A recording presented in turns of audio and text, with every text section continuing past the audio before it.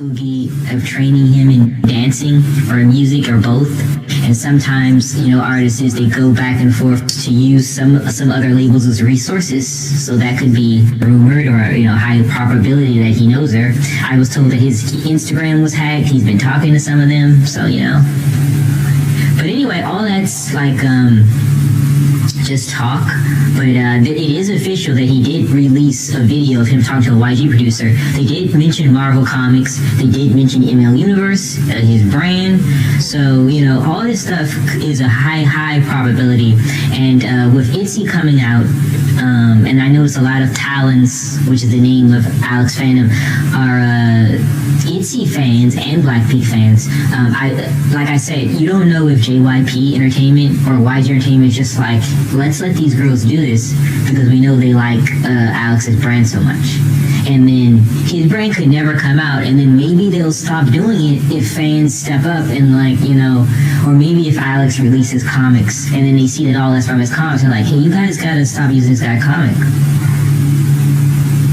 Because, you know, K-pop kind of has been generic, you know, recently, with so many music videos that have a dark element, vampire theme, and it's kind of like, you know, like, where are they going with it? And some of it does look like it is the same universe. Exactly, the same universe. Like, I've heard a lot of people say that ITZY and Blackpink, ITZY's Born to Be and Blackpink's Born Pink. Like, look at the name automatically. And then, like, they shared similar concepts.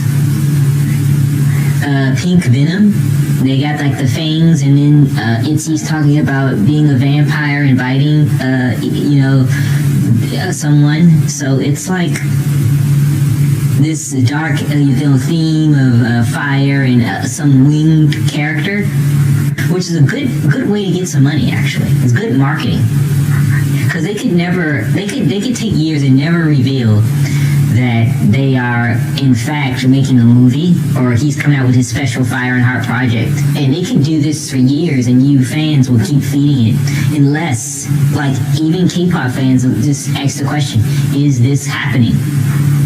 And if so, you know, they can voice their opinion before it actually comes out and say, you know, maybe they don't like it. He's connected to a lot of J-pop music artists as well. I will save that one for another video, because in fact most of his comic has a lot of J-pop that no one ever talks about. But yeah, that's what I think. I mean, there is a hard probability that Alex could have lost the rights to his comic character, so the only way for him to gain it back, or he's getting ready to lose it, is for him to make something. And remember, he gave up being a comic artist to do K-pop, whether it was K-pop fan art, or maybe now he's trying to get back into music, because he was a trainee. So it's like, maybe he's just using these characters because he's getting ready to lose them. And maybe he could have already lost some of them, and he thought better to not lose it entirely, but to join forces with the brands that are using my stuff. And then maybe if the people like K-pop music videos that much, they might like my comics, and I can come back from this. Like, for example, like, Sony is now have been partnered in some of their films with the MCU. Like, the Marvel Cinematic Universe films were so popular, you know, Sony was not upset to gain some type of popularity from it, even though they've already bought the rights to Spider-Man.